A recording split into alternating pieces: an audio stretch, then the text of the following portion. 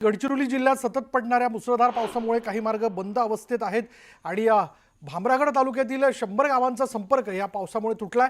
तर सिरोंचावरून जाणारा 2 राज्यांना जोडणारा निजामाबाद जगदलपूर या राष्ट्रीय महामार्गावरील पुलाला भगदाड पडलाय। पुलाची संरक्षक भिंत कोसळल्याने वाहतूक पूर्णपणे बंद करण्यात आली आहे। गडचिरोली जिल्ह्यात गेल्या 2 दिवसापासून मुसळधार पावसाची संततधार सुरू आहे आणि याचा परिणाम अनेक ठिकाणी नदी नाले दुथडी भरून वाहत आहेत। अनेक मार्ग बंद पडले आहेत। भामरागड तालुक्याचा संपर्क तुटला आहे। महत्त्वाचं म्हणजे निजामाबाद जगदलपूर हा राष्ट्रीय महामार्ग सिरोंचा तालुक्यातून जातो 2 राज्यांना जोडणारा, तो मार्ग आता बंद अवस्थेत आहे। आपण बघू शकता त्या मार्गाची अवस्था कशी झाली आहे। मुसळधार पावसाचा परिणाम, त्यामुळे हे बिआरओने बांधलेलं त्या काळातलं पूल होतं, त्या पुलाची रिटर्निंग वाल जी भिंत असते ती पूर्णपणे इथं कोलॅप्स झाल्याचे आपल्याला दिसून येत आहे। हा संपूर्ण धोकादायक अवस्थेत आलेला आहे, म्हणजे पूलच आता धोकादायक अवस्थेत आला आहे असं आपण म्हणू शकतो।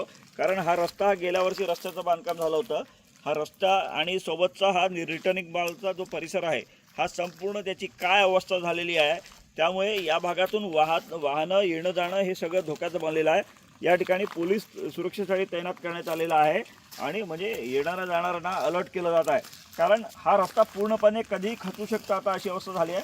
हा राष्ट्रीय महामार्ग आहे, राष्ट्रीय महामार्गाची ही अवस्था झाली आहे।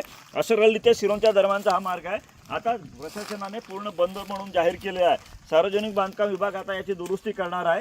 ही दुरुस्ती झाल्यानंतरच हा मार्ग सुरू होणार आहे। महेश तिवारी, न्यूज 18 लोकमत, गडचिरोली।